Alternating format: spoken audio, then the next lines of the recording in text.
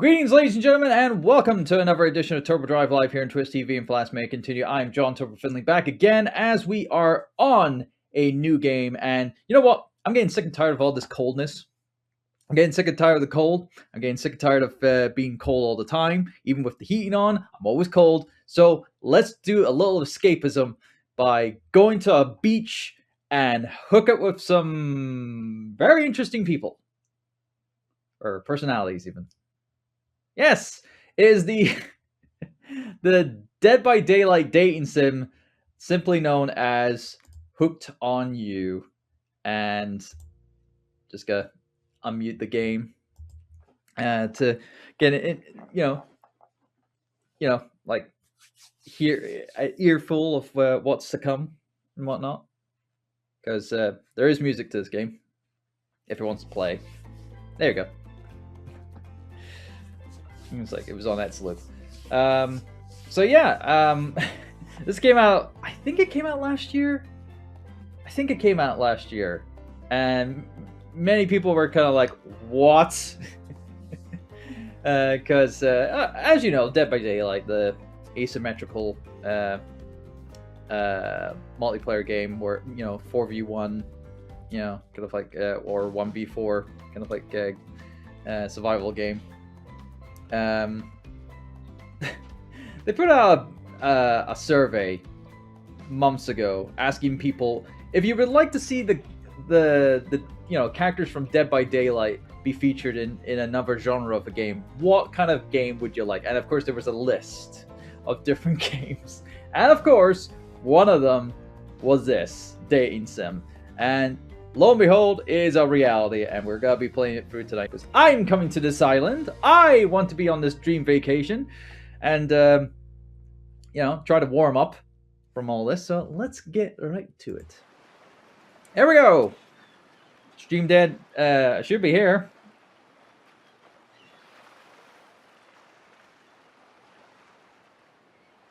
It's like, are we back?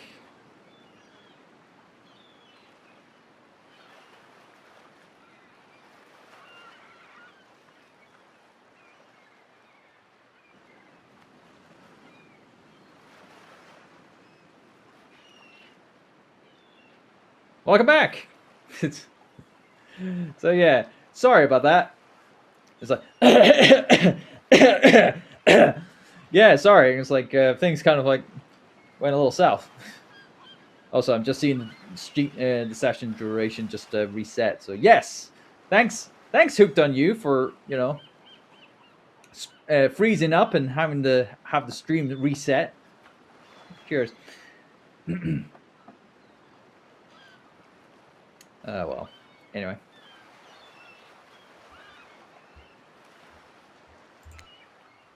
Right. You wake up on the beach, soaking wet, salt water stinging in the inside of your throat, as if you've nearly drowned. Oh boy. Yeah. Don't worry, I will be narrating. I will provide voices for this game. So.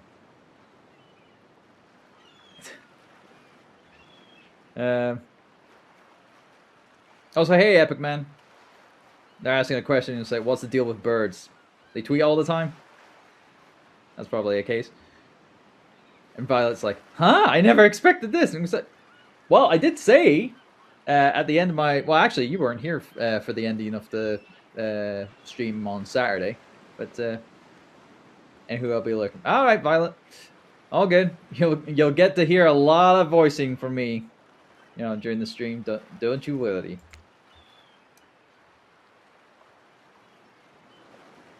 Water falls from your mouth as you open it to gasp for air.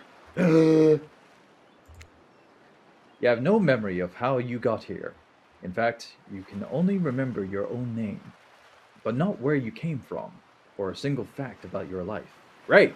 Fantastic. I've got amnesia. Woo. Is there a pyramid head? No, Violet. There's only 4. specific characters, and they're all original characters from Dead by Daylight. There's no licensed characters in this game because licenses.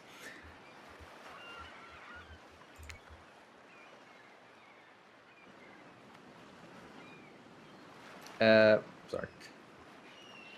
What you do know is that despite the outrageous beauty of the landscape around you, you feel incredibly sick to your stomach.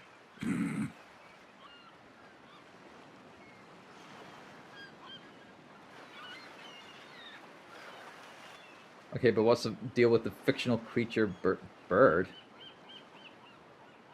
I have... What fictional what fictional bird are you talking about, Everman?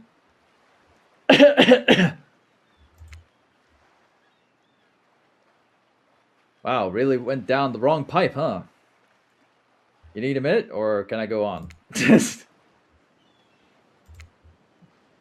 Because I can give you a minute. We've got plenty of time. Endless time, really. An eternity, if you can catch my drift. Great. Now the ocean's talking to me. Whoa, not now, ocean. Sorry, Turbo. May I continue? Please, go on.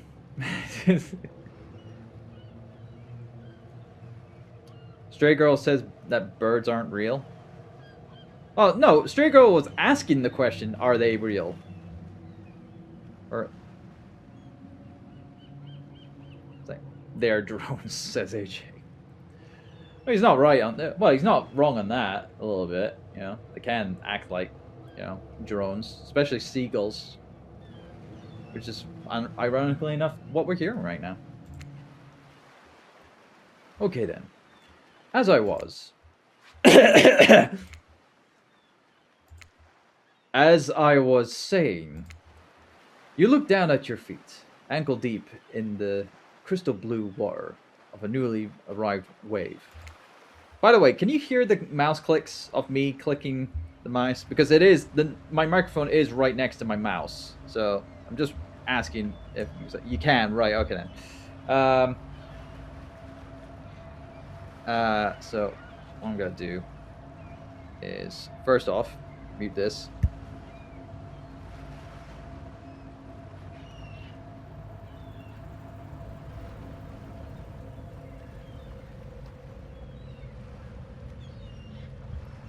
How's that? Oh, hopefully that'll be a bit better. And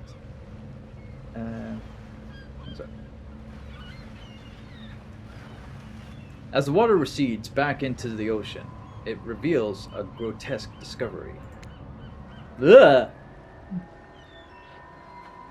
A decomposing face stares up at you from beneath the sand. All you can do is vomit. A stream of dark bile, bugs, worms, and other ick. Now it sounds like a fan.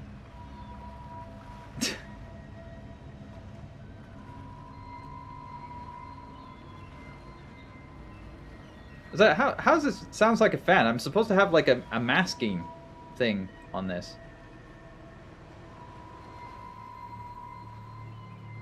Oh hey, it's my buddy Jim. Don't worry, he's fine. He's okay. He's perfectly okay. So yeah, you shouldn't be able to hear anything from my mic. Like... Okay, you can still hear my clicks, right? Well, other than the game clicks. Like, I'm talking about this click. Actually, hold on.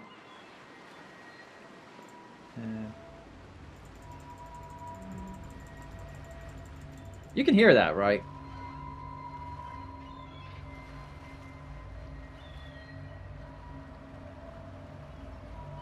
How the hell? I'm supposed to... This is supposed to null out, like, you know, freaking, you know, like, unnecessary noise. And yet it's... fucking hell. That's my boyfriend when I don't get a smooch. Oh dear. Violet, violet, violet. Violent tendencies. Right, let's... Okay, let's put a noise gate on this.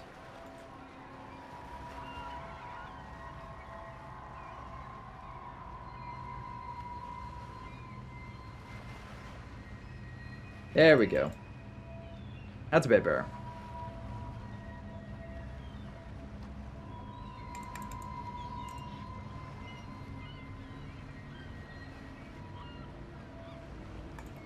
Yep, you can't hear that anymore. Well, unless I speak.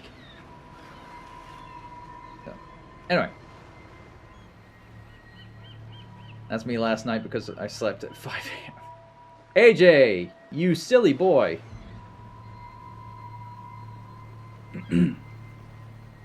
Anyway, let's continue, shall we? I'm holding back the narrator and having this screen on here for too long. Questions race through your mind. Where are you? How did you get here? Who is behind this incredibly charming and well-spoken voice in your head? However, answers don't come easy. Your mind is completely blank. What will you do? Up. All right. Ooh. It's like, ooh. Run. Close eyes. Dig up that face. Don't really want to dig up the face. I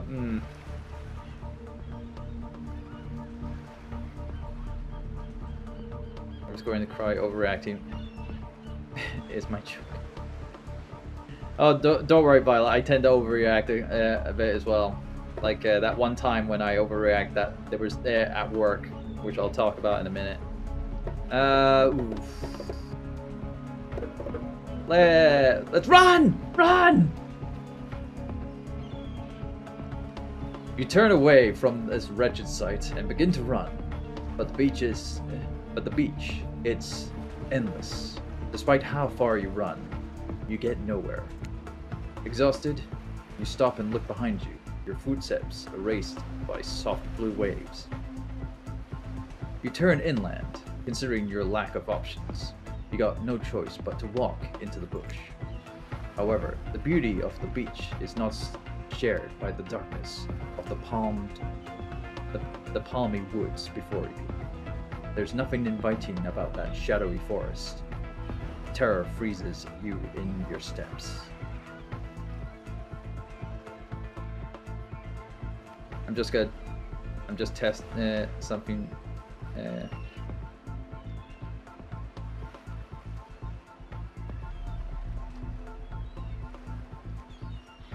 Alright, Epic Man. You're just testing out some emotes that you might have in other places. Fair dues.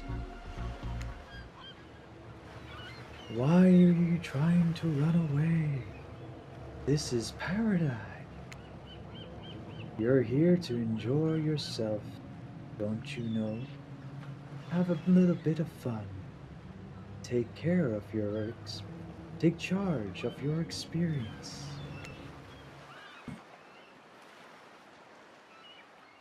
Well, that was sure weird. That voice again. Do oceans normally talk? Your memory isn't right, but you're pretty sure you remember learning as a child that oceans do not speak directly to people in spooky terms. Your mind doesn't have a chance to linger any longer on your current situation. As you feel something soft bump onto your foot, okay. Oh. When you look down, you find a volleyball sitting in the sand next to you. You stare down, frozen. A voice calls out from behind you. Little help, please? You turn around, and when you see what's waiting for you, your jaw just about hits the ground. My God.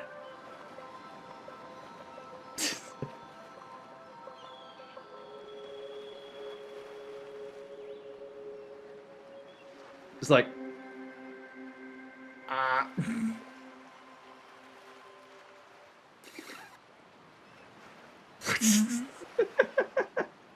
Oh dear. Oh, everyone's in chat. Oh, Jesus Christ. Everyone's just trying to post, like, you know, things. Like, emotes and stuff like that in reaction here. Jesus.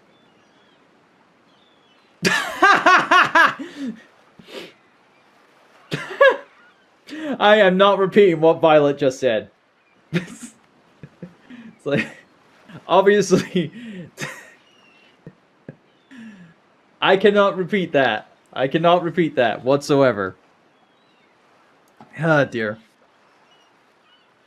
4 gorgeous monsters stand halfway between you and a well-tended volleyball court.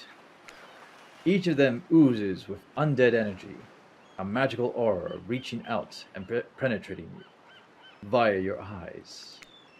Your heart begins to race, curiosity,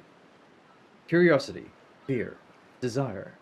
You can't help but stare at these casually dressed, let's call them killers.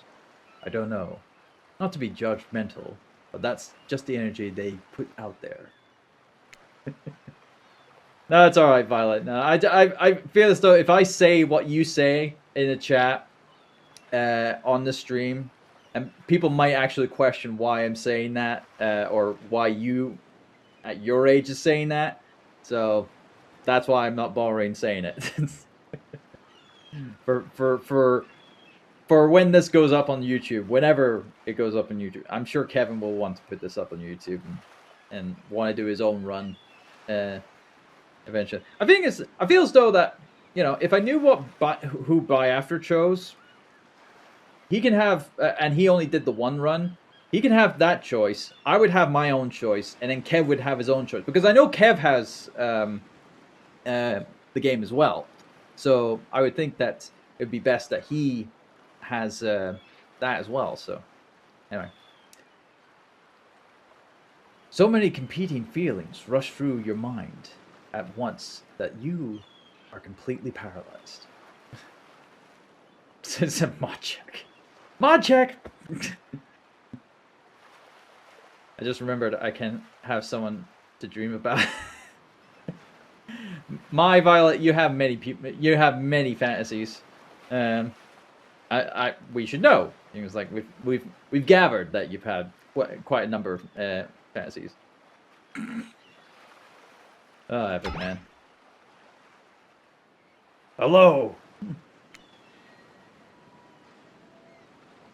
There are weird days, and there's this. All you can do is look down at the ball and back up at this monstrous lineup of, well, literally monsters. Sexy ass monsters, though. Damn it, narrator, you're not helping! What do you do? Okay. Say nothing, do nothing! What's that? Toss it back, kick it back, say no thanks, say nothing, do nothing. I'm half tempted of saying nothing and doing nothing and just like standing here and just go.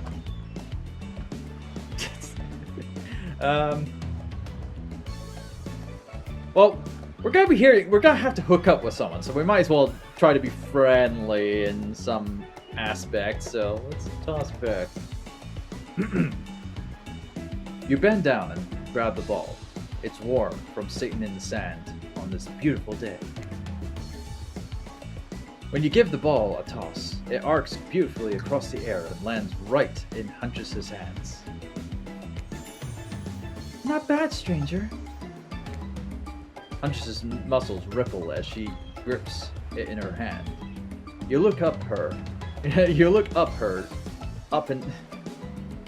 up and down and consider what it might be like to be held tightly in those strong arms.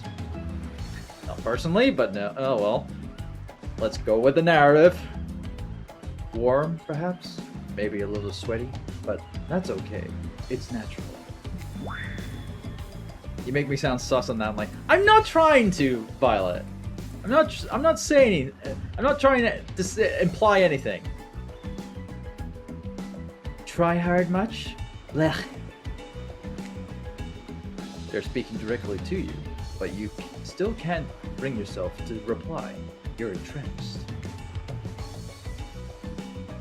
When you snap out of it, you realize that everyone has gone back to the volleyball court.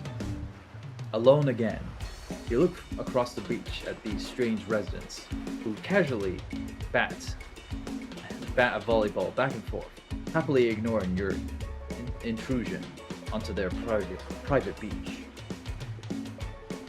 Remember, I played a dating sim about Really? Well, I'm guessing it was a fan-made one, Violet. I mean, I don't think there's an official JoJo's dating sim. You know, not to my knowledge. You know. Should you be frightened, worried, excited? I did refer to them as killers, not to give too much away. I know who they are. But at the same time, damn, they are looking very appealing in their own way, and nobody so much as lifted a blood-soaked finger in your direction. Don't be scared, Turbo. You were made for this. Was I now? Thank you, Ocean. Well, geez, if the spooky Ocean voice says not to be scared, I'm sure it's all going to work out. With no good reason not to, you decide to head over and see what happens next.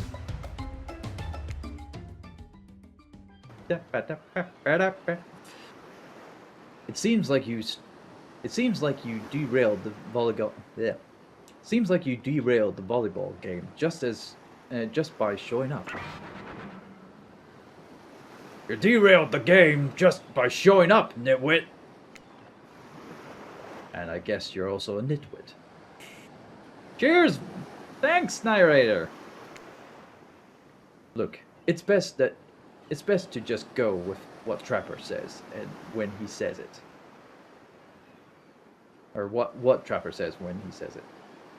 It's a policy I hold for pretty much anyone who always seems to have fresh blood on their hands. Mm-hmm. Yes, I just go along. Play along, buddy. Hey, don't worry about it. It's all just a game. Existence, that is. Besides, you seem a lot more interesting than a silly game. What's your deal? What brings you here? You mean they're here to do more than distract from my total dominance? Or my total domination? Oh dear. Jesus, Edward, man. That was Rafe. That sigh means he was done with the game too. Either that, or he saw a butterfly or something. Look, I don't care why this slack-jawed moron is here. I just want to know, can I kill him or not? Kill them or not? Whoa, hold on there, buddy. You know you can't. At least, not yet. Oh yeah, not yet. Crap. Hey, Turbo, you might want to, say something. Actually, never mind. There'll be plenty of time for that soon enough. Right now, this group has some questions for you. But be warned, answer quickly and answer well. This is a timed quiz, and it will be very important later. Why not kill them? I'm a helpless person. It's like, I have no weapons on me, Epic Man. Which is usually the case for Dead by Daylight in general. Like, the best I would have would be a flashlight, so I would just, blind them and just run off. But, no, I don't have that luxury right now, Epic Man. Check the sand, idiot! Says Epic Man. Jesus. Well, first off, we got this quiz to go through. But very important. or not important in any way whatsoever. Probably that one. I can't remember. So smack him with a twig, beat him with a rock, and it's like, well, just, you know, get the volleyball, throw it at one of their faces. Don't think that would be a wise idea, Epic Man. How attractive would you say you are? Attractiveness is, you know, eye on the beholder. Average. I'm pretty average, I think. It's like, someone finds me attractive. I mean, someone is attracted to this. But, you know, kind of my new, but hey. Just another face in the crowd. Another normal, meaningless life in an endless circle. I think you're quite cute myself, like a chipmunk or a grizzly bear. She's actually seen. Huntress has actually seen. She's picturing me like this. Holy shit. If you could have any superpower, what would it be? Ooh, invisibility, flight, super strength. Ooh. Flight. Flight for sure. Technically, I suppose I can fly. Honestly, it's not all that it's cracked up to be. As far as I go, I'm still not where I want to be. What was your best subject in school? Math, history, or skipping class. Technically math? Maybe a little bit of math? I mean, it was better at math than history. And I wasn't skipping class, so, yeah.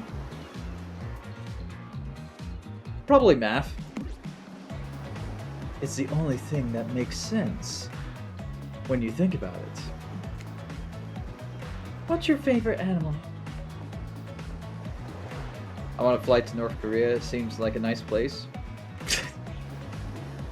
Violet! North Korea. I hope you mean South. History is better. Well, history is history, Violet. I never liked history as a kid, or even back in my secondary school years. Oh, cat. No questions, cat. Definitely a cat.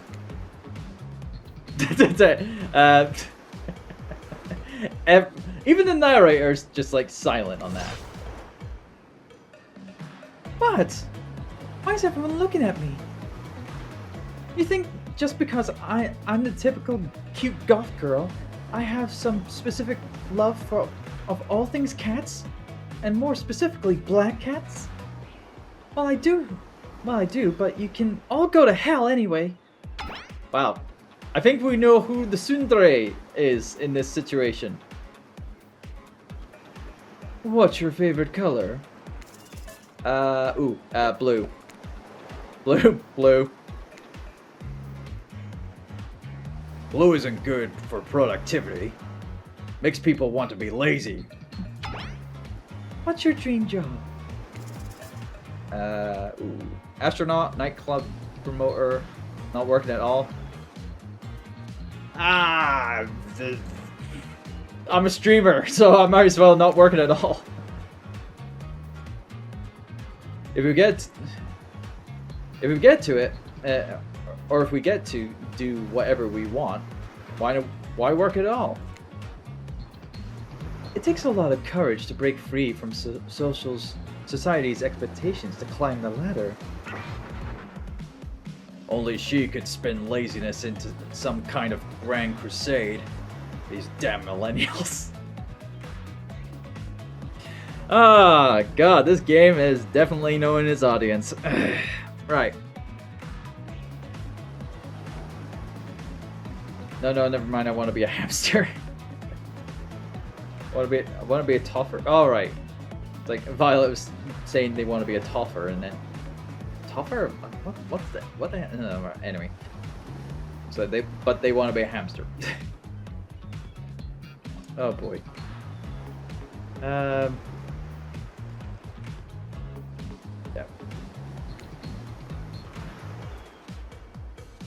Best flavor of ice cream. Ooh. Horse flesh? Horse flesh? No, dear God. Vanilla chocolate. Chocolate. Chocolate! Chocolate! Is that my dream animal in LMC general? Ah, fair dues. I'll check that later then. Yeah, chocolate. My favorite flavor is pain! Same. Same here. Same here. Mine is vanilla, swirled with pain. I think mint chip is the greatest flavor ever conceived, myself. But enough about ice cream, am I right? Hold on a second. This reminds me. I am right. Always. It's a lesson you should learn before we go too much further. Do what I say if you want to survive. Pick mint chip. Sure thing, narrator. We're teaching lessons now, narrator? You rascal. Kill or be killed is the rule on this island. Even for faceless voices. Tell me, what's the best flavor of ice cream?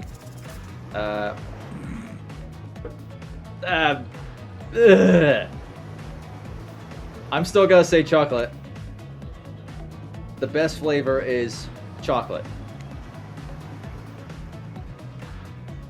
You got a reading comprehension problem?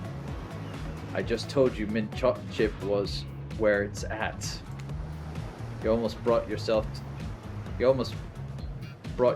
a game. Or no, you almost bought yourself a game over there, buddy. That's right. I can end your life whenever I want to. I'm in control, so don't you forget it. If I say you like mint chip, you like mint chip. Now try it again. Tell me, what's the best flavor of ice cream? I'm going to save and continue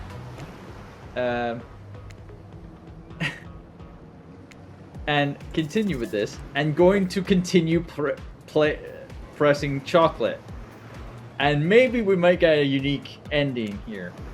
Best flavor is chocolate. In case I wasn't clear who's in charge, it's me. You have to understand, it feels very good to end someone else's game. You should try it sometime. Oh, there we go. Okay. Try again. Oh. So, well.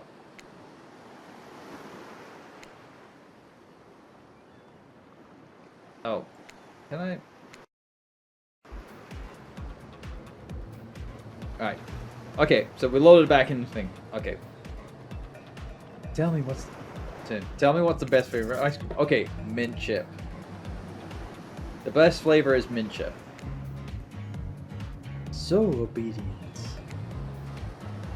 I think you're gonna do just fine. I'll send it in memes. Alright, Violet.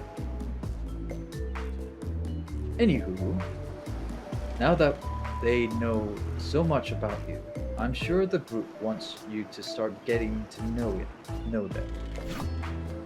I'm Trapper. I pretty much run things around here. I'm the smartest, richest, strongest person on this whole island. I don't like losers. If you want to know what a loser is, say hello to Wraith. Hi, I'm Wraith. I'm nothing like everyone else.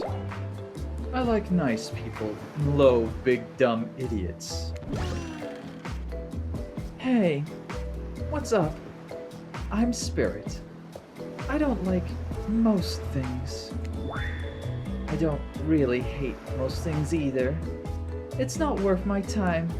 But the things I do hate, I really hate, you know?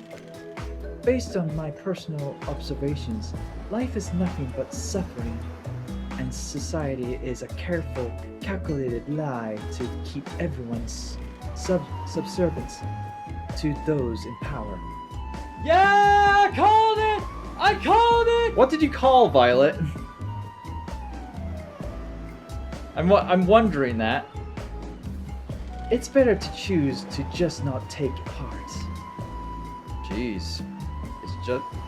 It's like she was downright murdered by society. She hates it so much.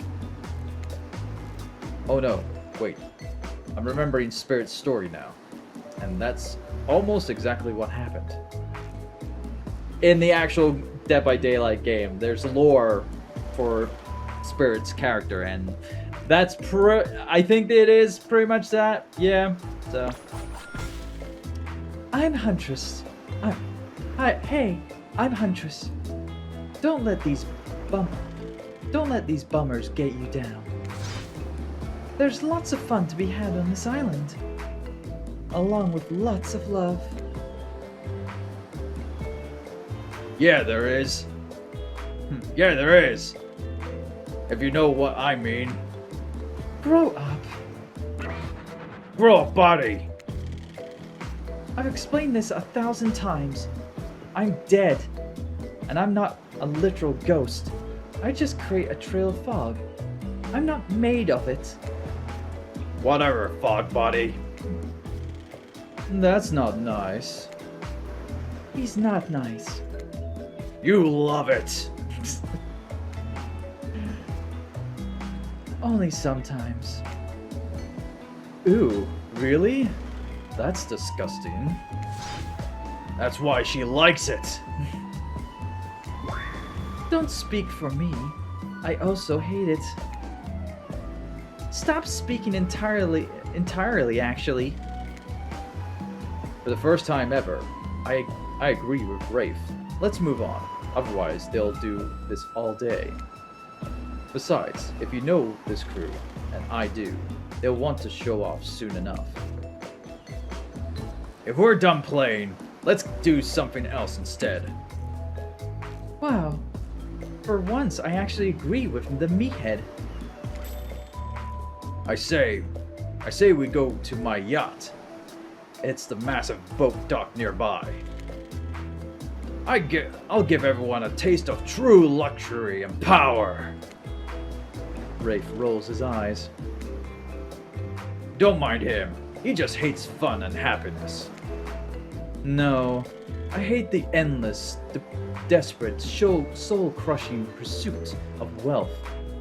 The way it's flaunted needlessly, and the cruelty it engenders.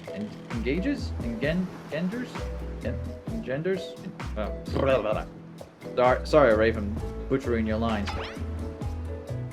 What about hanging out by the pool? I find the water calming, simple, beautiful. Hey, what about our volleyball game? We can exercise and have some fun as a group. Are you all serious? There's a perfectly good lounge to chill out at right here. I'm tired, and besides, I hate being in the sun. Where do you want to go? Right, okay, so we have 4 locations. Now this is essentially our point, where we get to choose who we want to be. So, we know that, what was it? The yacht, that's where Trapper is. The beach, that's where, the volleyball pitch, that's where, Huntress will be.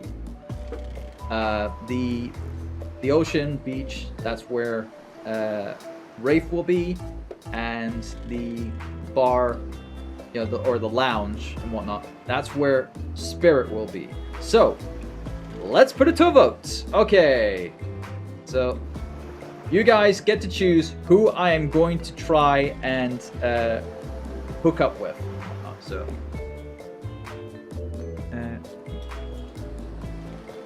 who do we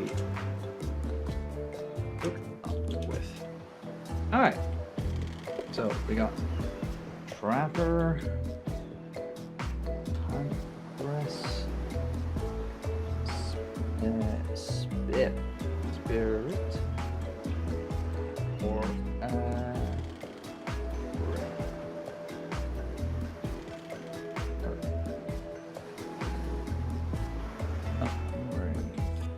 there we go. Okay. So let's put in for 3 minutes. Let's go. So, who do you want me to hook up with? Do you want me to hook up with the Trapper, the Huntress, Spirit, or the Wraith? It's like 4 choices to choose from, and of course, depending on who is chosen,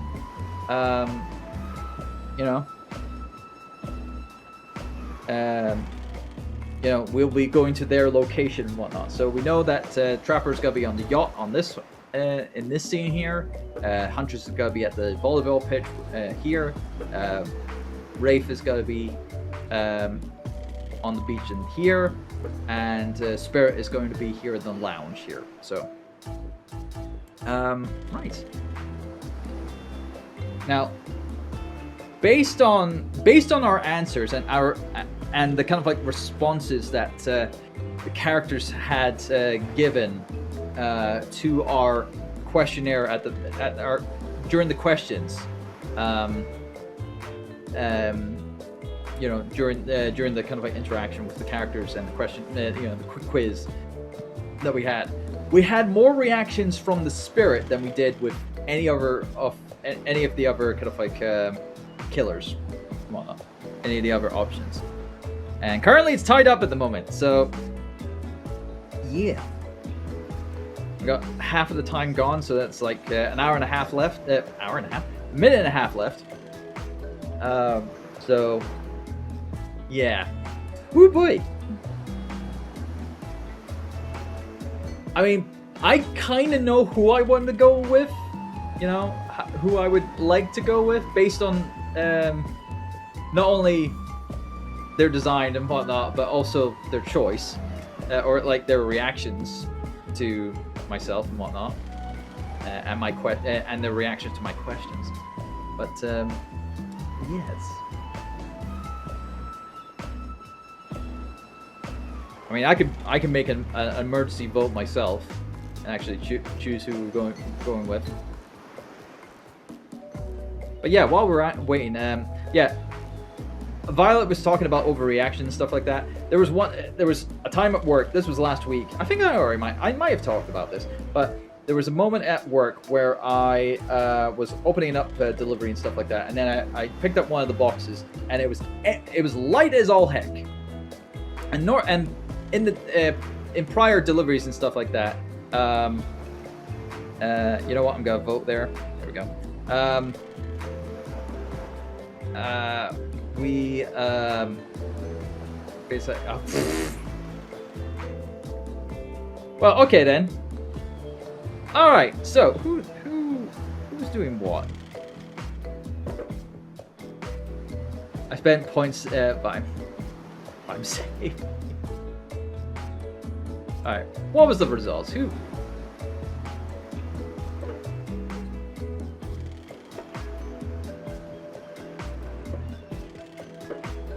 Stray Girl said, what was it? I spent tokens, but I'm still saving. It's like, not to what it said in the poll, Stray Girl. But yeah, so we're tied with Huntress and Spirit. So I'm going to have to make a coin toss on that. Oh, it's doing that. Oh dear. Right. Right. So, alright. Before we make the flip, so finish off my story. Yeah. So I basically put it to, said to everyone, it's like, guess how many is on this? And I had it above my head, you know.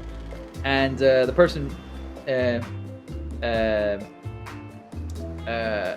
they said, "Oh, it'd probably be one of his." And I jokingly said, "If there's nothing in this box, I'm going to murder someone." And I open it, and technically, I was wrong because there was something in there. It was just the delivery note of what was supposed to be in there. Basically, the thing was practically empty. It had none of the stock that it was advertised to actually have in that box. So yeah, it was an absolute. I was livid. I was theatrically flipping out, effectively. Of course, there wasn't any customers around to see it and whatnot, but I was like, ah.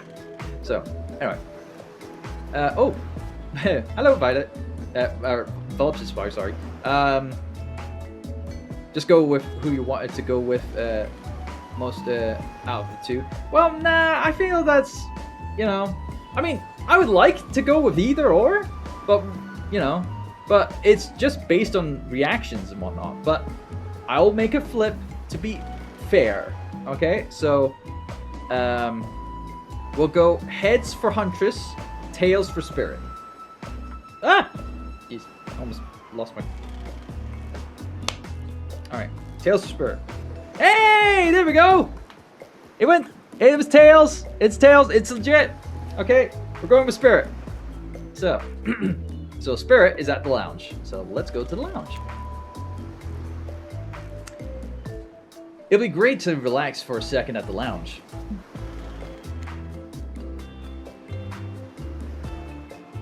To kick up your feet. Look out over the ocean and relax on your own terms. Who would want anything else? Dry, comfortable, enjoying a cool drink on a hot day? It's the best. I mean, what kind of fool, what kind of monster, what kind of mask-wearing psychopath would finally be granted a break from the constant grind of chasing and fighting to get ahead, and then choose to exert themselves in, quite frankly, any way whatsoever? Why am I the only one who gets it? It's time to stop living by their rules. I won't do it any longer. Yeah, we should probably give her a second to calm down. Hold on! For just a moment. For just one moment. This is Dwight and Claudette, our activities coordinators. They're also the cooks, waiters, bartenders, janitors, and every other job. They're the only help remaining on the island. This place we call Murderer's Island. Cue dramatic musical flourish. Thank you, narrator. None of the others survived. Survived the interview process, I mean, yeah. Hence why we shall therefore refer to them as survivors with a capital S. These two have worked here a long time. So very long. I don't actually know how long it's been. Sorry. Anyway, I should probably let Dwight and Claudette do their mandated jobs. They sure look happy, but they're vibrating with a nervous energy that is starting to give me the creeps. We will now escort the group to the venue of your choosing. However, in the future, we recommend waiting for us to present you with your options whenever possible. And don't just run off to various activities unsupervised. We don't have much autonomy around here. I couldn't pronounce that word. Oh Jesus, I'm so bad. I should not voice act. The least you can do is allow us to do our job. The most you could do is help us off this island. Dwight! Yes, pardon me. Please follow us. Hey, narrator. Yes? Something I can help you with? Those two, Claudette and Dwight. Did they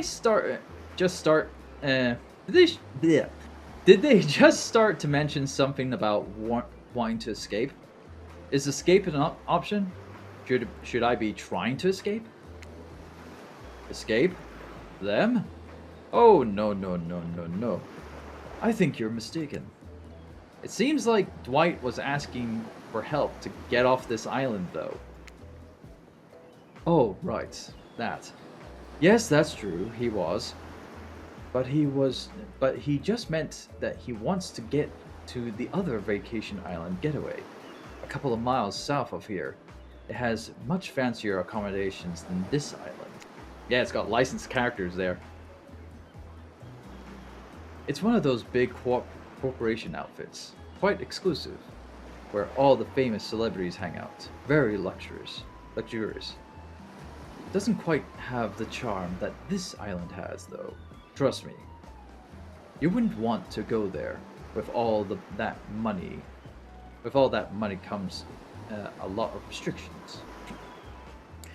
Yeah, it's this game's explanation is saying, yeah, that's where all the licensed characters in Dead by Daylight are, but we can't go there because of licensing, issues and whatnot.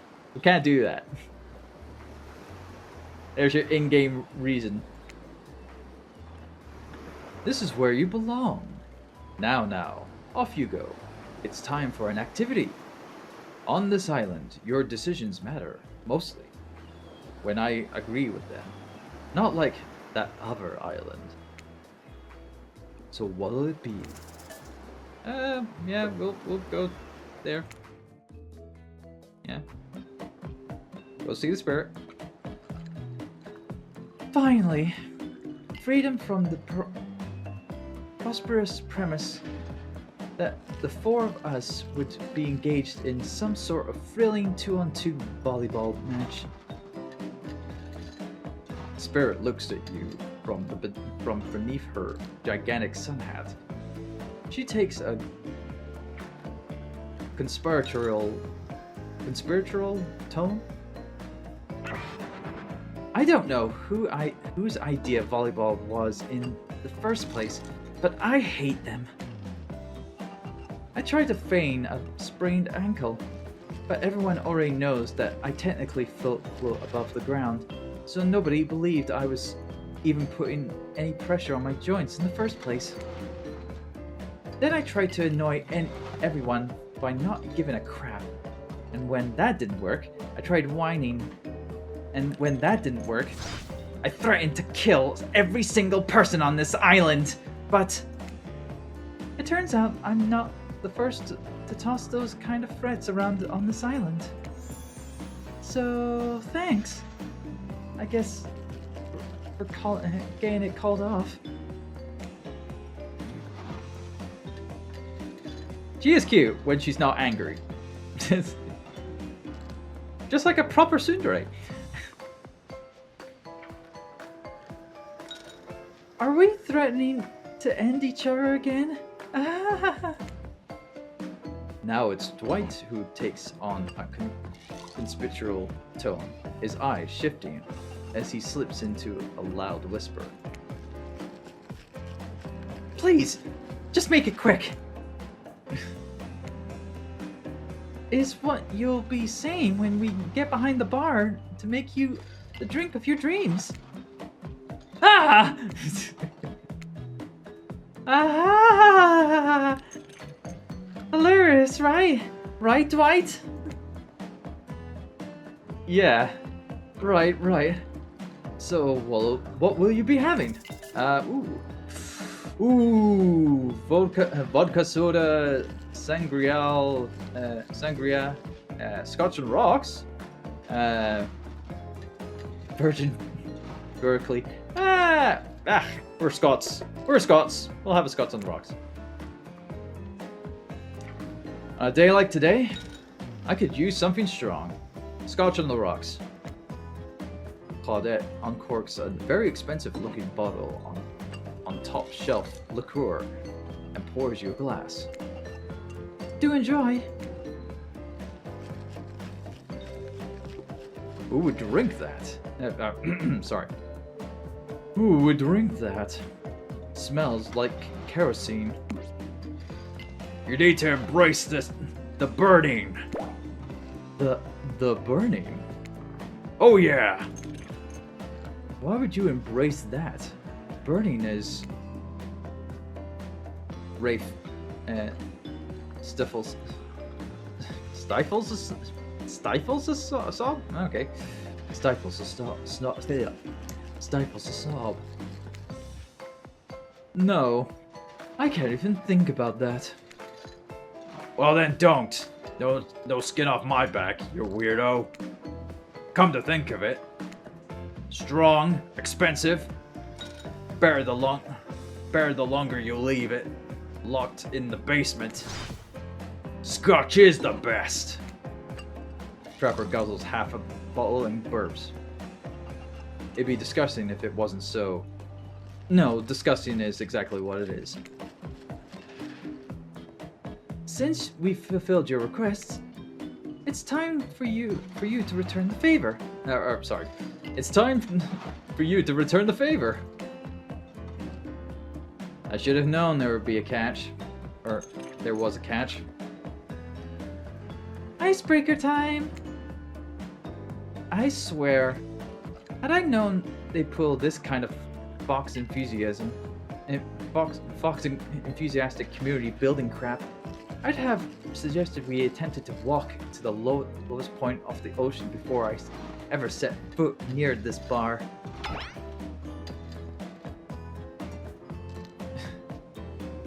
You don't think it could be kind of fun? A little fun? Never mind. I hate it. This sucks. But it could be fine. Or whatever you say. Has anyone seen my hat? I've literally never seen him in a hat.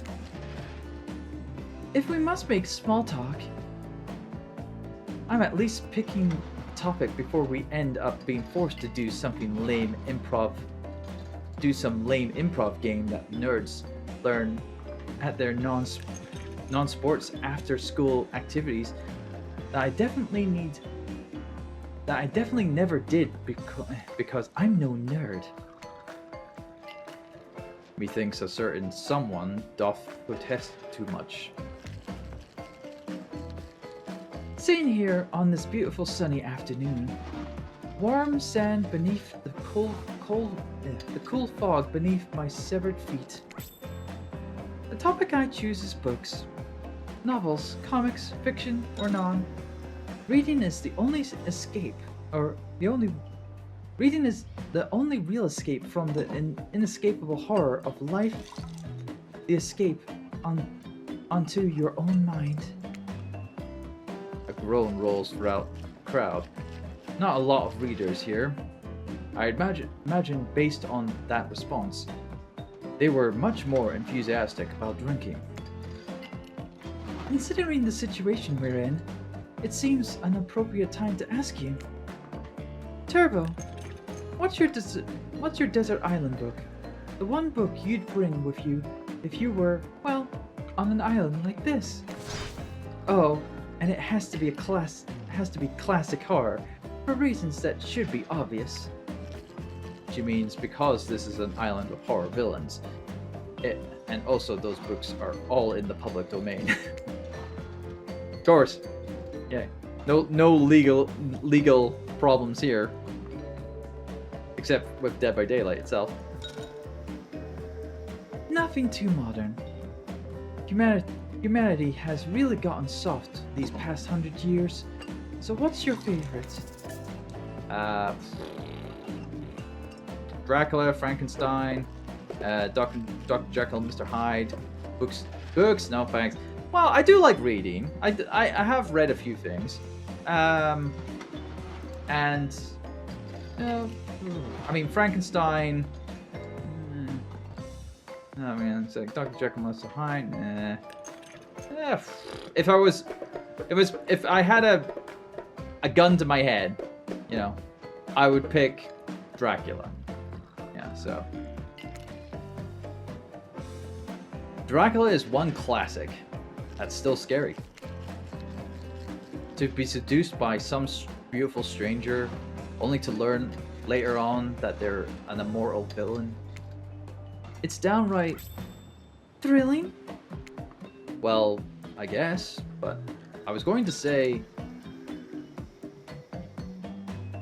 That desperate. is it desperate? Despite, sorry. That despite the deviant behavior of Dracula and the threat of possible danger or even death that he poses, you can't help but get turned on by the liberation from the status quo that he represents. Same here. Same here, sure, yeah. So what if some old doctor... Oh, we just got a Steam achievement saying trial run. Interesting. So what if some old doctor says he's a bad boy? You're supposed to reek like garlic and sleep alone? Who did they think would buy into that? If you're going to be trapped in the nightmare that is undead life eternal, which I know a little something about, you could do a lot worse than great clothes, a castle, and a lover who doesn't take shit from anyone. The scariest part of Dracula is thinking that no one will ever be quite as interested to make love to as a vampire.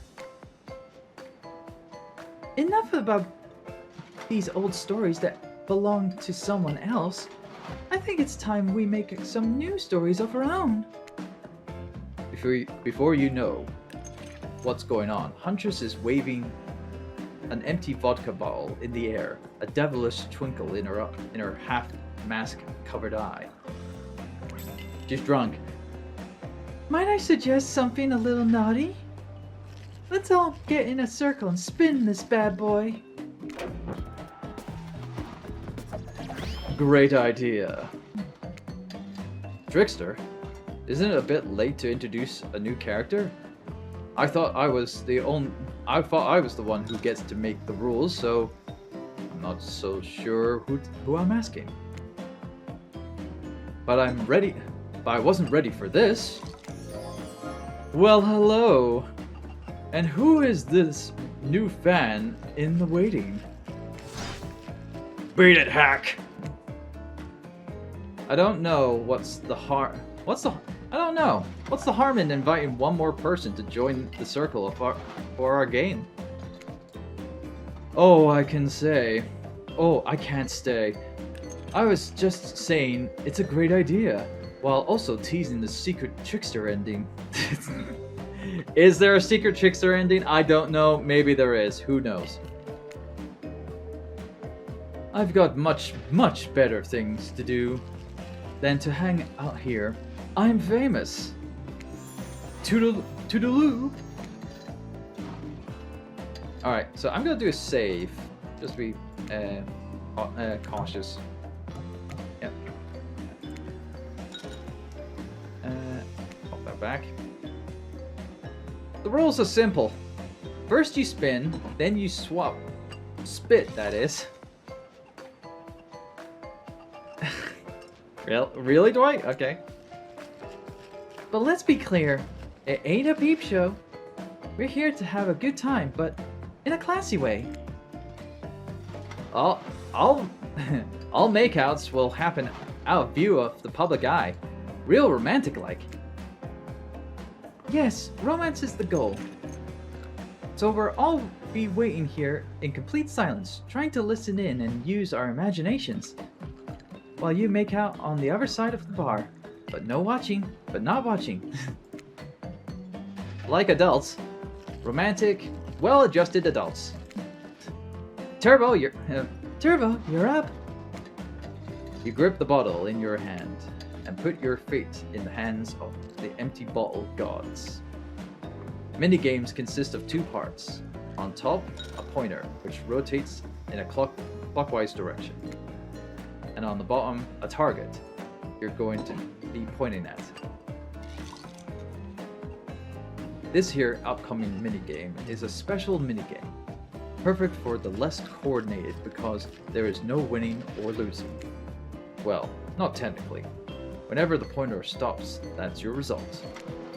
I suppose if it doesn't stop where you want it to, that's a bit like losing, but no one has to know if you don't tell them.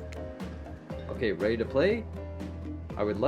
Would you like me to repeat that? Well, seeing that this is gonna be a major thing and we are gunning to be with Spirit, I might as well save again on here, and then let's move on. Nope, we're ready. Ready. Away we go. Spin the bottle and see who you're gonna smooch. I love the artwork here. So. Oh wait, no, I have to stop here. Okay. I thought it was just like click anywhere. Yay! There we go. We got the spirit! First try! You got spirit. You two are meant to be. Psych! You have to actually spin multiple times to get your real result. First to get to 3 times is your true match. That's how we play hardcore spin the bottle on this here island. Now get your spin on. Great. Okay, so we need to get this per 2 more times. Oh, there we go. You got spirit. Alright, one more time. Yay! 3 times. You got spirit. Casual mini gamer. We got another achievement. Awesome. Spirit is your true match. Yeah. Sorry. I'm just testing if the mic's actually being picked up. Ooh. So, ooh, ooh, ooh, ooh, ooh, ooh. That kind of like reaction. Oh dear. Just this morning, you were waking up on a strange beach, surrounded by strangers with murderous intent. Now you're looking across a beach towel at Spirit. Lust in her eyes, sweat glistening on her skin. This is getting a little too saucy for Twitch. Just a little bit.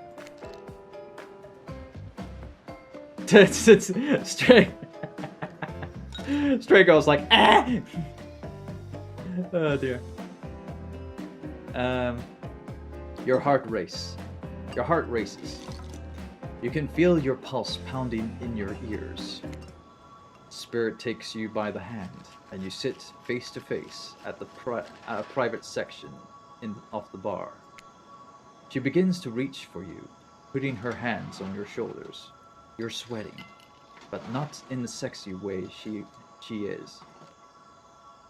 You're sweating in the gross way you'd sweat at the interview for a job you're not even remotely qualified for. Great, thanks, narrator. You don't know what to do. If you try and lock lips in this state, you might gross her out so completely that she'll never be able to look at you romantically again. Spirit, I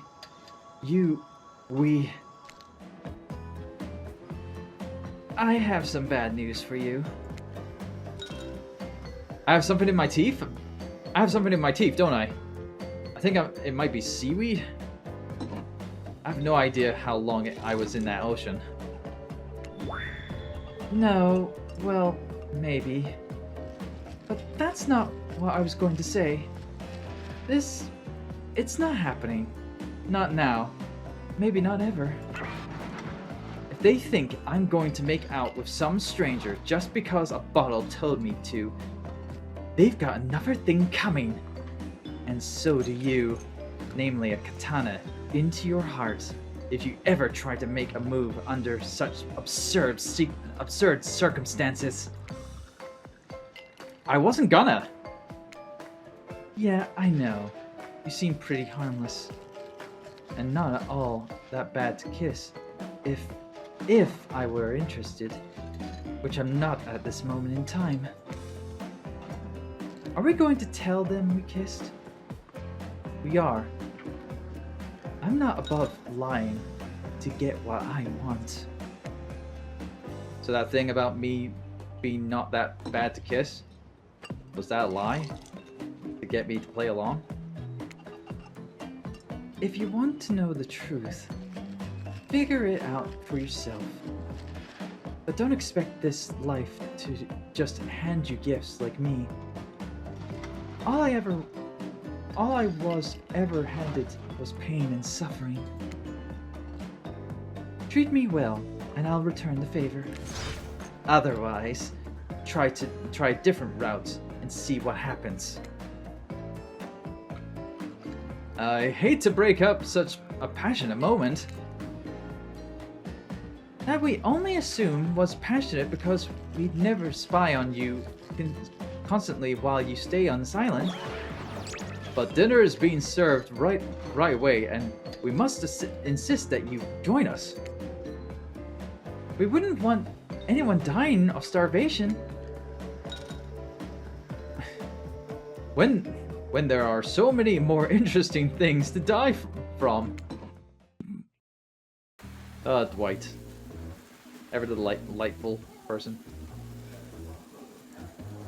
Seems like the next activity is mealtime? How quaint. You were expecting what?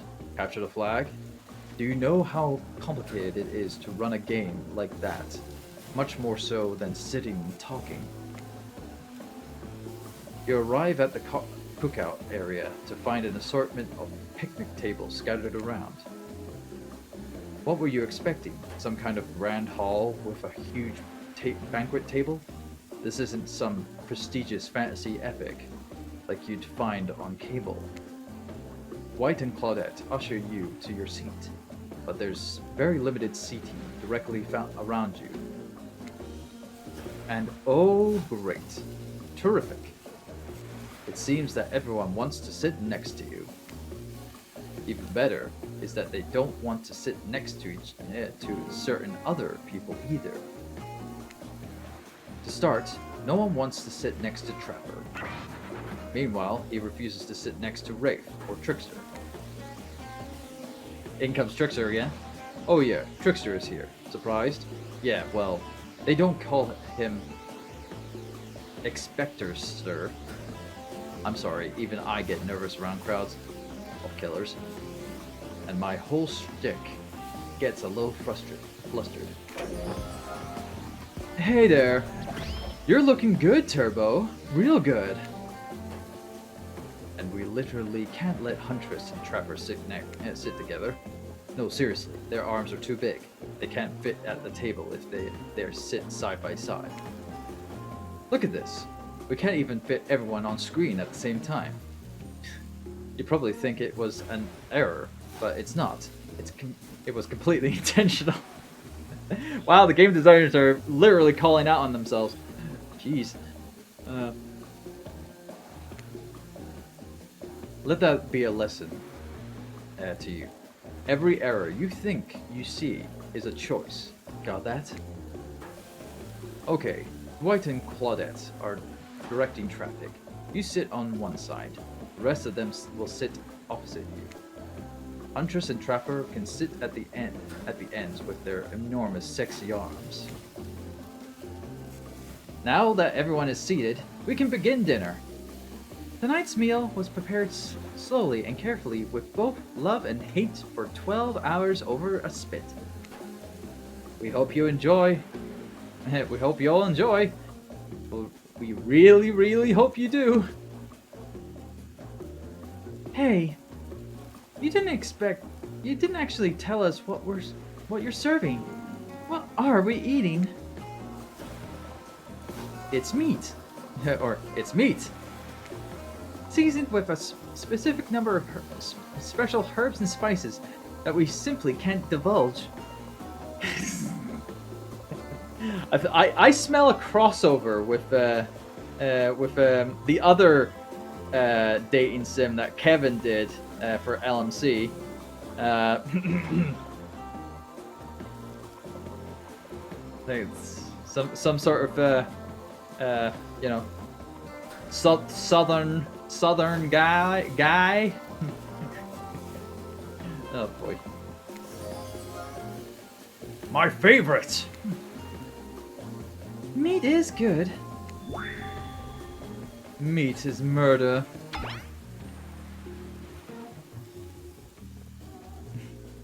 But you'd know, considering what you've been up to. Who are you to get judgy now? I'm just sharing facts. You need to murder something to eat its meat. So that's like technically true. Technically true is the best kind of true. Okay, enough yapping. Let's eat. Hey Turbo, you thinking what I'm thinking? It's gotta be a person on that spit next. Or several parts of overlapping people, perhaps. I haven't seen many pigs wearing palm tree button down prints, you know? When you look closely at the spit, you spot what definitely appears to be scraps of fabric, sandwiched between some layers of meat. I think I might be sick. Is there anything else to eat? This took 12 hours. And we do literally everything on this island. Actually, there's one thing you're not doing today. You're not carving up this delectable meal. Wow, he's right for a change. Because I am with my broad axe. It's the perfect tool for easily chopping anything in twain. First, who says twain? Sometimes I swear it's like we're all from completely different historical eras. Second, I'll handle this with my cleaver. Fast, powerful, and clean. At least it's clean when the meat is cooked. No blood. You two are and your ridiculous bicep swinging contest. Enough! Grow up! Obviously, my gorgeous katana is the only option. Obs. The hell it is! Oh, I'll show you both my katana and send you to actual hell if you'd like. Please stop. Please. I hate when we fight, or talk, or even when we look at each other in the eye. I can do it. I have the skull of Azeroth.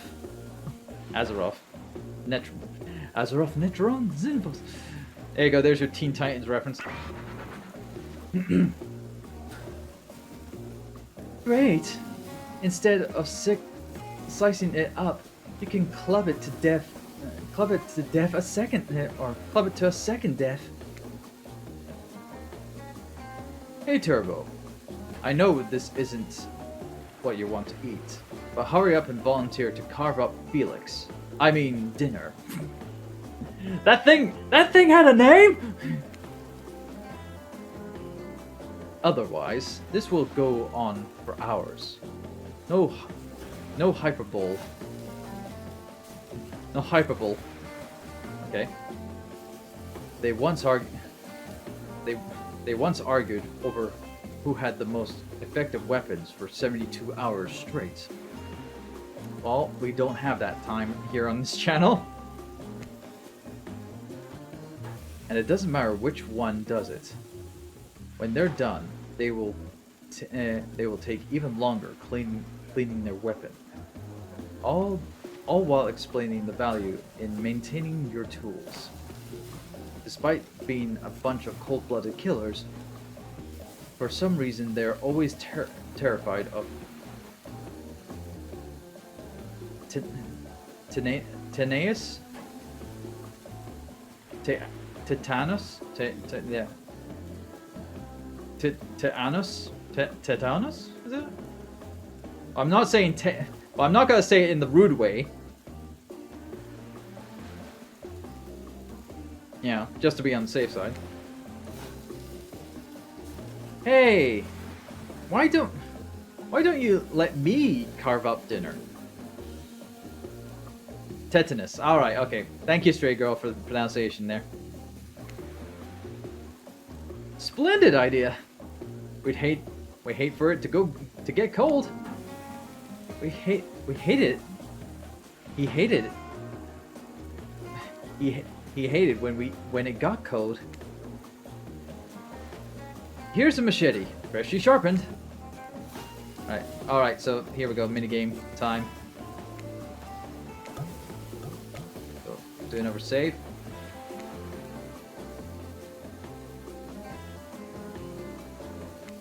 And bonus, I say, alright.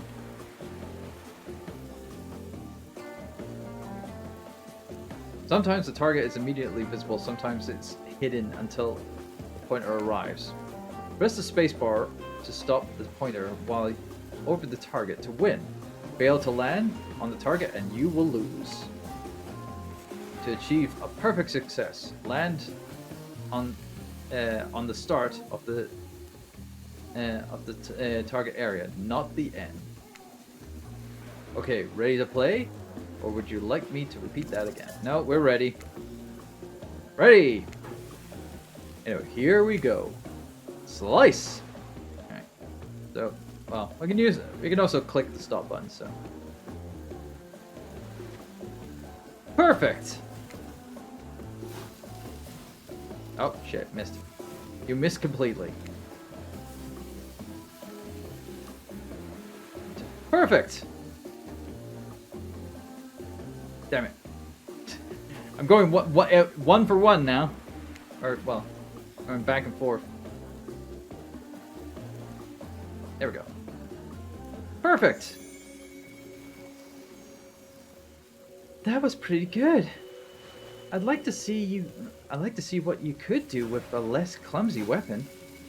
Yeah, I said it. Machetes are dumb.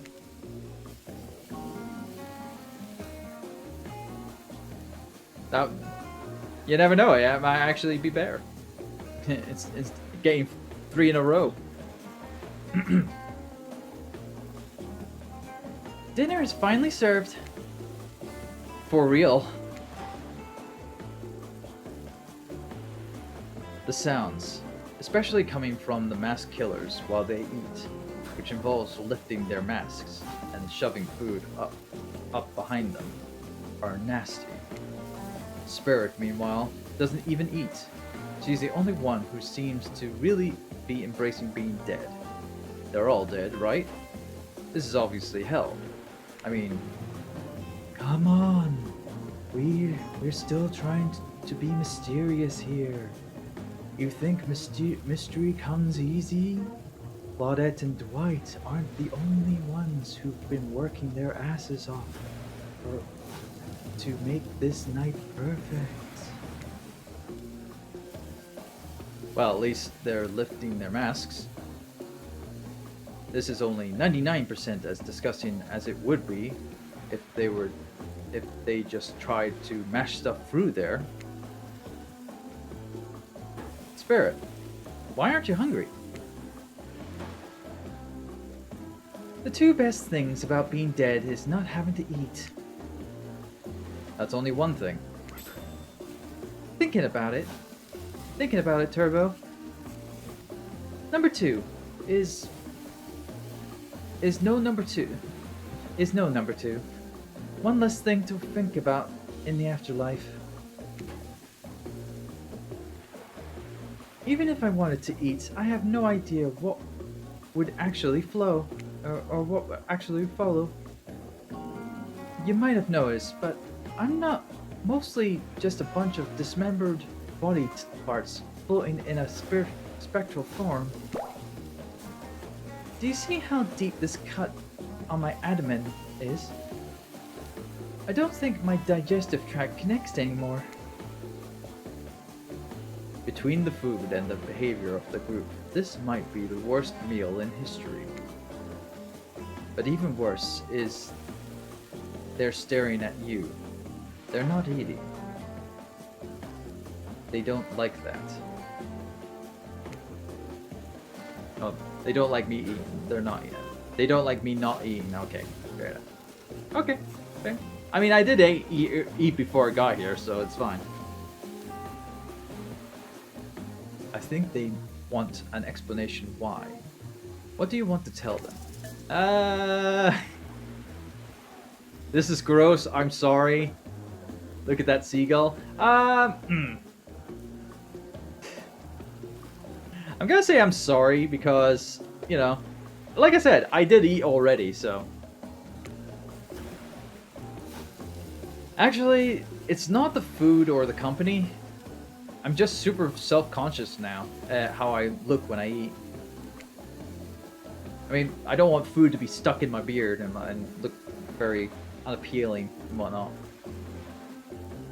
I was just pretending to be grossed out by dinner, so I'd have an excuse not to chew in front of everyone.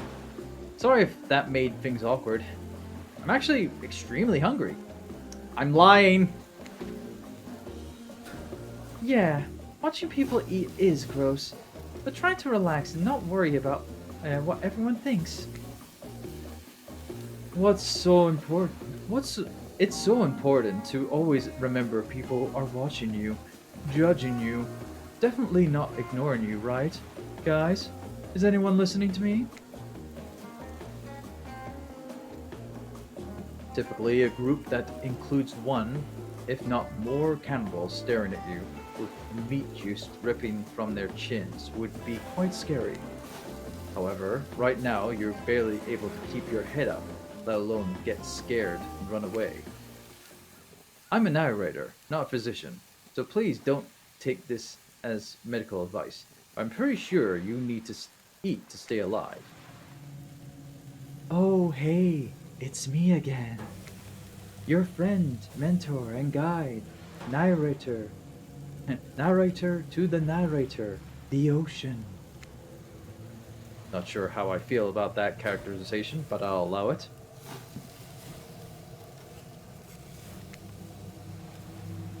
I brought you here, and I might be the only one who can help you now. There's only one thing you must do to survive. You have to figure out why you're really here. No one can tell you, not unless you follow the right path, or at least a right path. There's too many of those to count. Hopefully, you'll pick at least one of them. Because there are even more wrong paths. Many of them might lead to your demise. Others lead to something even worse. Starting scenes over and having to fast forward back to where you were, am I right? For this place holds many secrets, even from itself. But the one that truly matters can only be learned if you answer the most important question. Why are you here? Why are you here? Answer that and you'll learn the truth. The ultimate truth. Vague, mysterious. I gotta give it up to this ocean character. There's some faulty early game storytelling. Okay. You you wake up to find spirits holding your limp body, gingerly pouring cold water into your mouth. Don't you love the ocean at night? I do. Staring out over the vast darkness of the ocean really validates the feelings inside me that we're all truly insignificant and only one thing worth pursuing is revenge. I have to wonder, how could anyone believe anything? Anything else? You look out into the darkness of night and ponder her question. Well, it's a simple question. How could they? How could anyone not feel small and alone in the face of such massive nothingness? Ooh, okay. You've always been alone. You found someone special.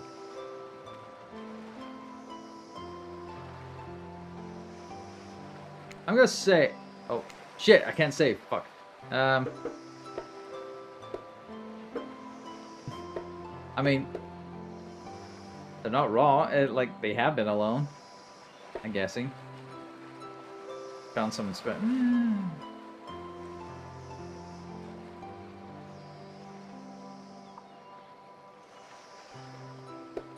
I'll be honest, and it's like, you're always alone. I mean, I'm always alone. Maybe it's Spirit's words. Maybe it's the ocean. Or maybe it has always been this way. But you suddenly feel connected to Spirit's words. I may not remember much about my life before, but there's one thing I know to be true. I've always been alone. And I always will be alone. Spirit has turned from looking at the ocean and is looking directly at you now. It's a funny idea, isn't it? Being alone. Together? It's the best we can hope for. Maybe. Or maybe it's too much to hope for. Maybe it's impossible to pretend we know anything. Is that just arrogance? Ugh. I was so dumb. So busy trying to please everyone and be the perfect student, the perfect employee, the perfect daughter. I didn't care about myself. And now I'm all I've got. Worst of all, I got distracted from my true purpose. My destiny! The purpose that was sitting inside me my whole life. Okay, so this might sound a bit silly, but... Spirit looks around to see if there's anyone else on the beach. When she's convinced that it's only you two, she continues. There's a dragon that lives inside me. I've always known, but I've tried to ignore it. When I couldn't ignore it, I tried to push it out. I'm so stupid. You're not stupid. That sounds badass. Right? But I didn't let it out. And then you know, chop chop. Now the dragon is pretty much a one-track revenge beast. But enough about me. What's inside you, stranger? Nothing but darkness, or no dragon, but a lot of fire. Well, we did actually play Sonic Frontiers, and we did have a song called Find Your Flame. And I think we did find our flame at the end of that game, and the burning passion of action and whatnot. So yeah, we'll say not a dragon, but a lot of fire. No dragon, just fire. A raging inferno. In fact, begging to burn this whole place down, and if I let it out, maybe I am the dragon? I'm sorry, but you're no dragon. And breathing fire that's some hobbit type nonsense. I'm a descendant of proud samurai. Our dragons are on a whole nother level. Whole other level. Looks like there was only room for one dragon inside Spirit after all. Just as things are really heating up, you hear a flurry of footsteps behind you, and you quickly spin around, ready to fend off whatever new danger has popped up on this strange island. Only to find that it's Dwight and Claudette sprinting across the beach, clipboards in hand, which they're waving in the air above their heads. Very important information that we it's very important that we stick to the itinerary and attend each event as scheduled. Playing sick for cute flirt points was not a part of this evening's activities. That's strictly slotted for for after campfire story time. At this rate, we'll be late. Playing sick? No, I was... No time for excuses. Oh, there is, but that's scheduled for what comes after the flirting. Go, go, go, go! Oh dear. Well, I might as well save at this point, because I could have worded things a bit better with Spirit and whatnot, maybe. Once everyone has gathered at the fire pit, Dwight and Claudette quickly make an announcement. We're not going to blame anyone in particular, but someone, and we're not going to say who, so don't worry. You hasn't been sticking to the schedule. Thanks, Claudette. That means that we're behind on time for evening activities, and we'll only have time for one person to share their special spooky nighttime story. Just one story? But story time is my favorite activity. This is a narrative heavy experience. You're telling us that only one person gets to share? How will we decide who? Oh, great. We have to decide as a group? That never goes well. Whoever did this, step up now. I swear I won't be angry. I'll merely chop your head clean off. No fuss, no muss. You mean mess. Voice trembling, you realize this is probably it for you, but you embrace your fate. Sorry, everyone. I think they're talking about me. To be honest, I still don't understand how this whole schedule thing works. I guess I lost track of time. Maybe I was passed out. Been there before. Even though it's taking some pressure off of me, which is an absolute dream come true, is it really fair to pick on the newbie? Seriously, has anything here ever happened on schedule, even once? Damn it, Donald! If you try to flex that authority gimmick one more time, so help me, I'll snap your head off so quick, and then I'll down you in his blood. Cynthia. Fuss and Muss are back on. You two know I love to hack, slash, and slice. We all know you love to kill. It's almost all you talk about. Nobody named names. Who even knows any names? Not us. I renounced my name. Who's Donald? Who's Dwight? Who even knows anymore? Call me nobody. All right, nobody.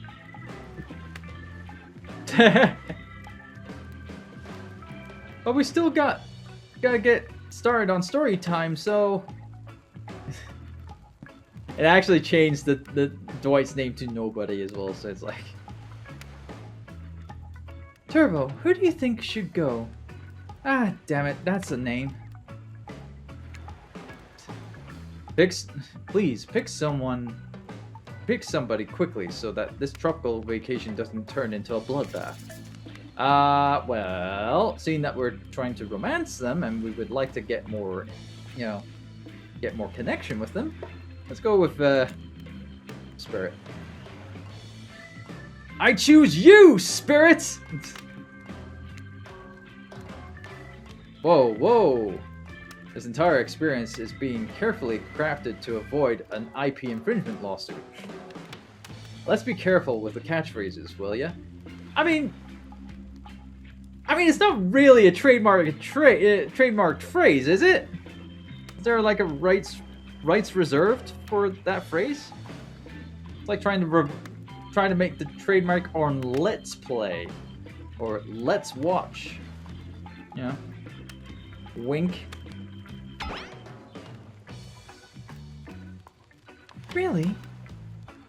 You want to hear from me? Spirit huffs and dramatically rolls her eyes as she gets to her feet in front of the campfire. Sorry, I forgot to put in my narrator voice. Don't let her talk you out of it. She's great with ghost stories. I don't know where she gets it, but she comes up with the scariest stuff. Seriously disturbing, even to me. And I literally pulled a guy's skull and spine out once with my bare hands. Talk about bullshit stories.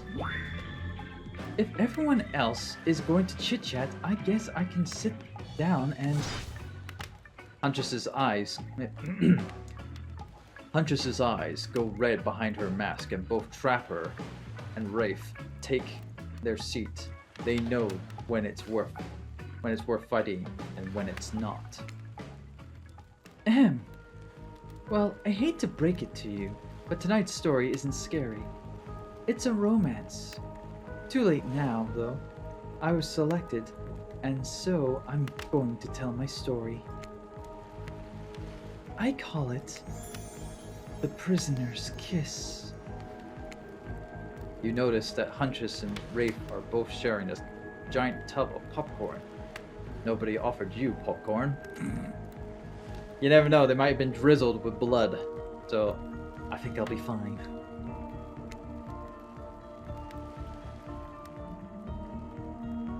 It was a dark summer night. Warm rain seeped from the sky like blood from an open wound. Detective Hotta, a celebrated investigator and renowned hostage negotiator, was called to the scene of a strange occurrence, unlike anything she had ever seen before. When she arrived, the scene was chaotic. Crowds had begun to gather. A dozen other officers were doing everything they could to keep curious onlookers away, but how could anyone resist wanting to know more? From there, in the middle of a busy market, had appeared a giant box, strange, alien in its appearance, and massive in size. No one knew how it got there. Was it delivered? Built on site? In such a busy area, how could something like this just appear? A mystery. It was as if conjured by magic. And this was no illusion.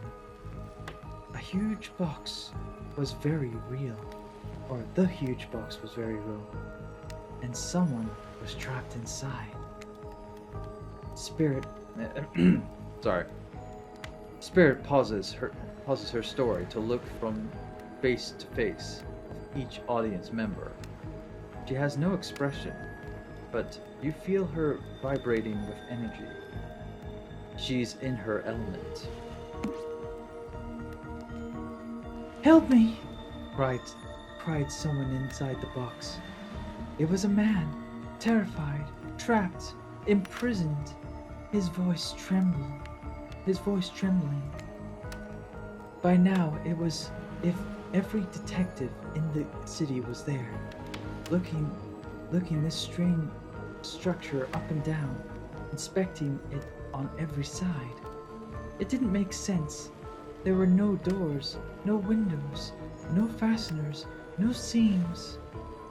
It was completely solid and much too heavy to move by hand. Solid, that is, except for the small little slit just above to see the bloodshot eyes of the prisoner inside, trapped inside. I don't know what happened. I woke up and here I was. I was scared. Please help me, cried the man, as if pleading for his life.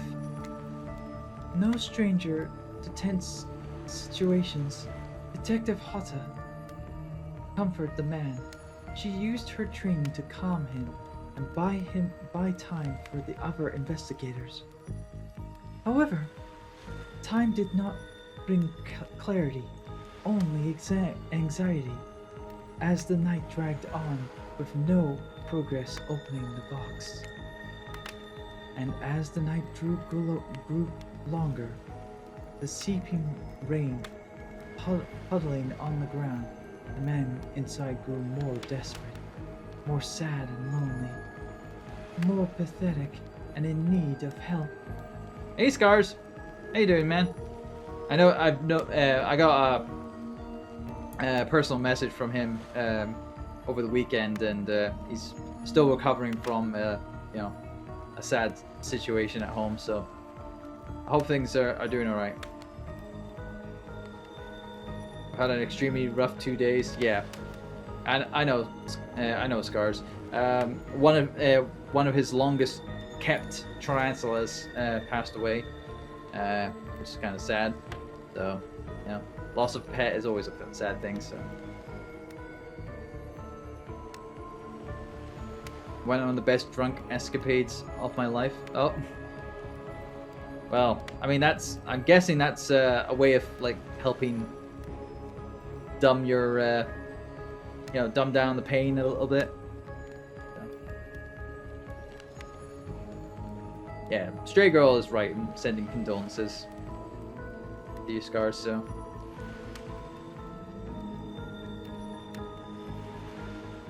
I had to wash the seats. I have lots of bruises on me from falling down multiple times. Really? Damn. It's like, dude, you have to be a bit careful to yourself, man. I mean, I know you're with a family and whatnot. It's like, but definitely you don't want to be hurting yourself too badly by falling down the stairs multiple times. That's just not. Apparently got 6 separate cuts on my hip, then had to go to the hospital to get checked out yesterday. Jeez, Scars, man. Like, I mean, are you needing any surgery at all? I hope not. I hope you're not needing surgery at all.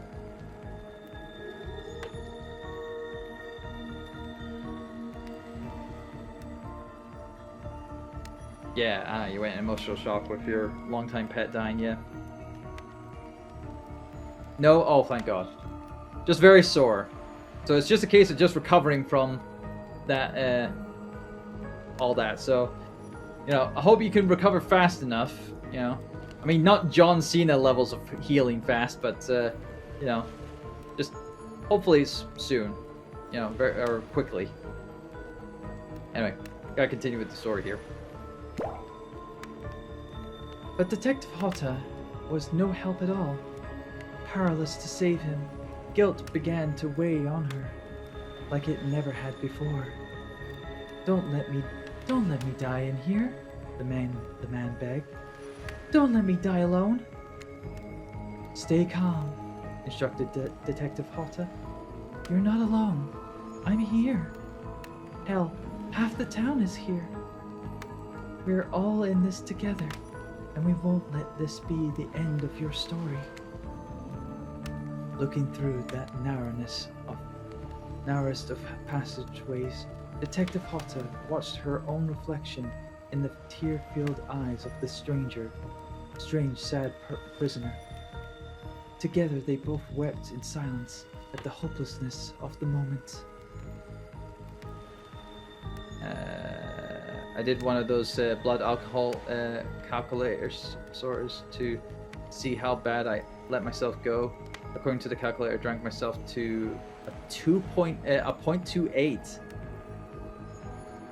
Is that? I think that's 2-3 times above the legal limit.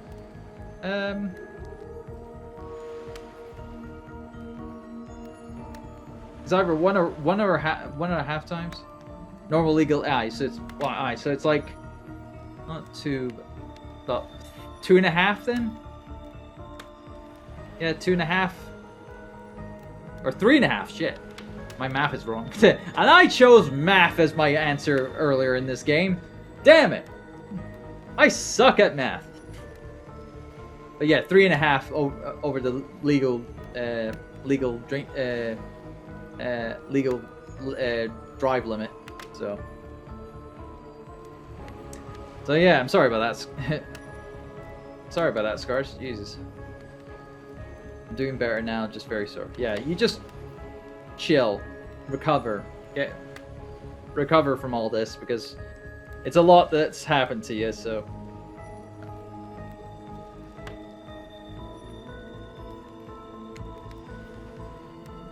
Promise? Asked the man. Promise that I'm not alone? Yes, she promised. I do. A simple pledge. She felt an instant connection, like she had never felt before. Not to her family, not to her friends, not to any of the other hostages she had worked so hard to free before. And so, when the man's eyes closed and backed away, it didn't scare Detective Hotta, for she knew he would return. And he did, pressing his lips up to the narrow slit in this horrible puzzle box. Repeating his question again, steam flowed from his mouth as he asked, Promise? Promise that I'm not alone. I've always said I'm never drinking again. Oh, Scars, don't worry. I've said that before myself. I did do that one time before, where I drank myself stupid one point, and then I promised myself I would never drink again to that level. And granted, I not have gone that bad before. But I have drunk a little too much and then got sick. So yeah, in recent years, at least in the last year or two. But yeah, that was only because I was mixing drinks. And yeah, don't mix your drinks, kids. Don't mix your drinks. Anywho.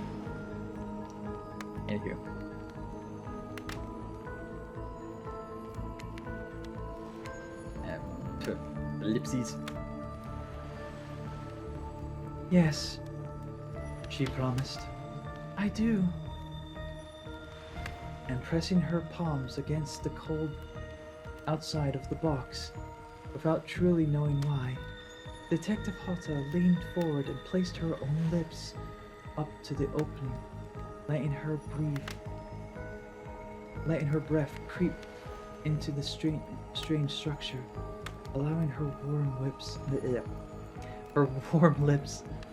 to fall on this man's.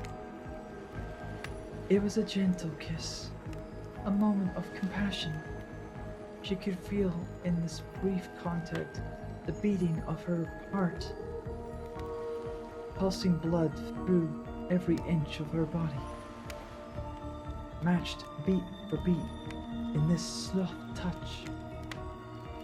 "Thank you," said the man. No trace of fear remained in his voice, and he backed away into the darkness, disappearing in a single moment of eerie calmness.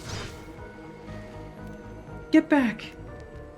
yelled an officer, suddenly thrusting himself between Detective Hotta and the box, breaking a silence that would soon be filled by cacophony?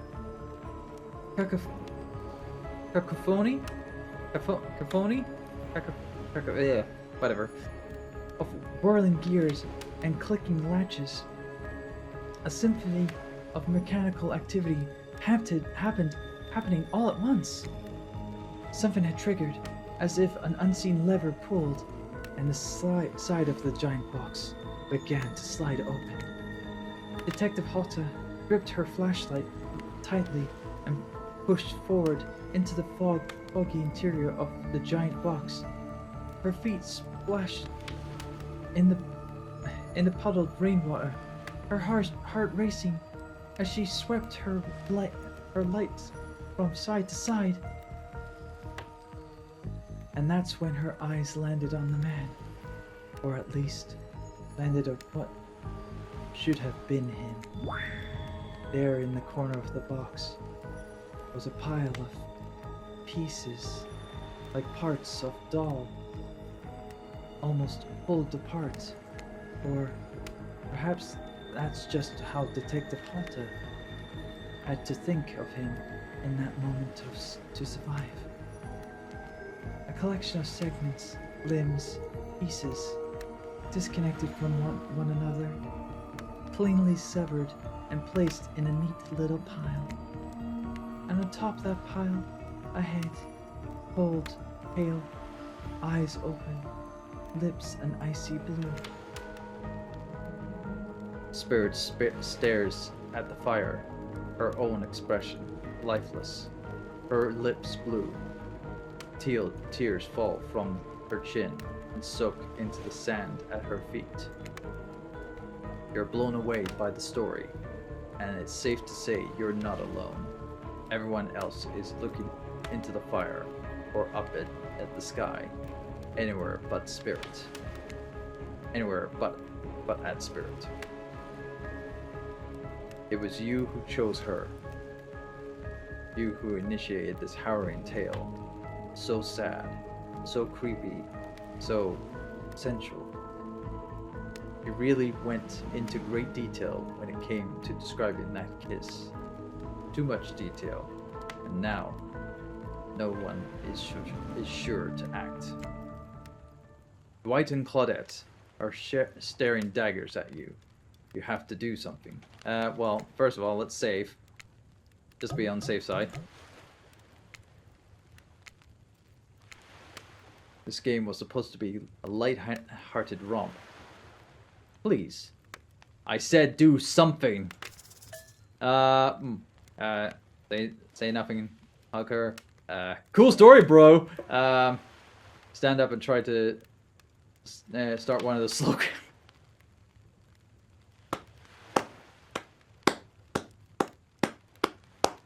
No, I am not doing that. Let's give her a hug. You stand and without saying anything approach Spirit, reaching your arms around her for a hug. Her robe, hovering in the air, begins to wrap itself around you and squeeze you into her. It's kind of like it's hugging back, but also like being tied up. It's certainly not what you expected. Instinctively, you pull yourself away, but it's an awkward moment, and you nearly fall over into the fire. Spirit says nothing, and floats away without so much as a goodbye. You meanwhile realize everyone had just watched this truly strange interaction from the corners of their eyes. On that note, everyone decides it's time to take a break and split up for a little bit, so that they can all have a moment alone before bed. Everyone leaves, and you're alone by the fire. The only thing you hear is the ocean slowly lapping against the shore. This is nice. True moment of peace and tranquility that lasts for all of 7 seconds, because Trickster shows up, and he's blaring his latest song. Hey baby, you look lonely. Mind if I join you?